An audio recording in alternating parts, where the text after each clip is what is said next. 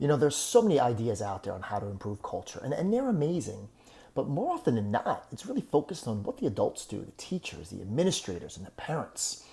And when we think about, well, why are we trying to build a great culture? It really is for our kids. So the question becomes, are your students, your learners, part of that culture building process? We talk about voice and choice as means of student agency, but probably one of the most important elements of agency that builds culture is advocacy. Advocacy aligns with improving district and school culture. Learners should be in a position to advocate for ideas, strategies, resources, and other elements that help them succeed. So here are some things to consider if you want to build culture.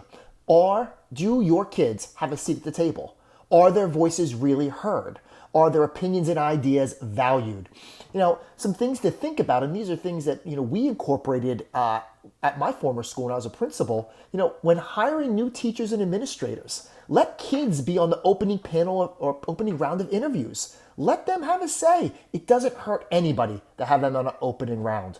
When you implement bring your own device or one-to-one, elicit input from your students when crafting policies and expectations, because they are the ones that need to align to those policies and expectations. When you begin the school year, have kids co-create school rules. Have them actually work over the summer to co-create school rules and policies. When looking to improve diverse topics or divisive topics such as grading and homework, let kids weigh in and offer suggestions, because grading and homework impact them more than they do adults. Empower kids to use social media and the school newspaper or magazine to engage in respectful dialogue about how to improve culture. I love Jason Marquis at East Leiden High School, where the kids there, they're the ones maintaining and utilizing the social media channels. When you create or refine your learning spaces, whether it's a maker space or even other common areas, gather input from the kids on the themes, the tools, the technology that they would like to have.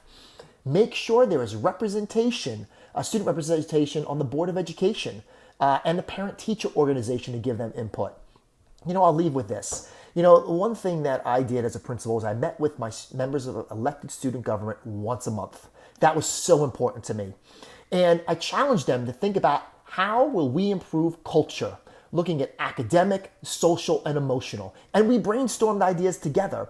But here was the hard part. They came up with some great ideas, whether it was improving curriculum, adding new courses, more access to AP classes, electives, field trips, whatever.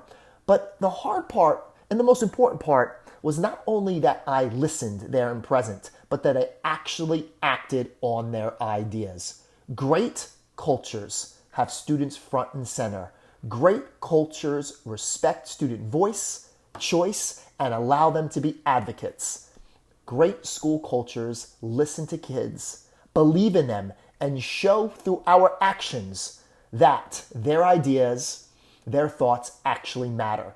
I'd love to hear how you get your kids involved in creating great cultures, either on Twitter, Facebook, or Instagram.